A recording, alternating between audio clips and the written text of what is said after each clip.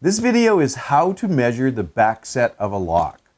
It's pretty simple. There's 3 sizes and only 2 are very popular. It's 2 3/8, 2 3/4, and 5-inch. And we don't see too many 5-inch anymore on modern buildings. So what we have here, when you're measuring the back set of the lock, we're going from the edge of the door to the center of the lock. So from edge of the door to the center of the lock. And that will tell us the back set. If we go from the center of the hole to the back set, this is 2 3/4. So that's the back set. So from the center to the edge, or if we're on the inside here, is 2 3/4. This is the back set when you're looking at the lock or the latch. So this is a deadbolt part here.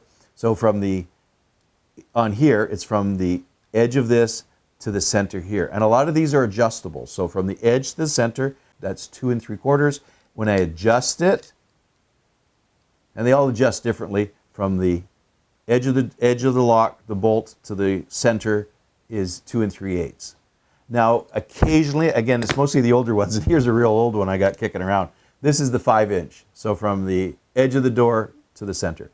So these are the most popular measurements for North American locks on most residential and commercial locks. Again, it's North American.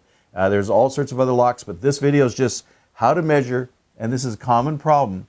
I get a lot of people call me up saying the lock doesn't fit. The bottom line is they haven't measured from the edge of the door to the back set. And that's probably, I don't know how many phone calls per day. So this video is how to measure it.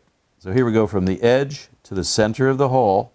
That's 2 3/4. Now this one's adjustable. And so here's the other one from the edge. This is 2 3/8, right to the center here.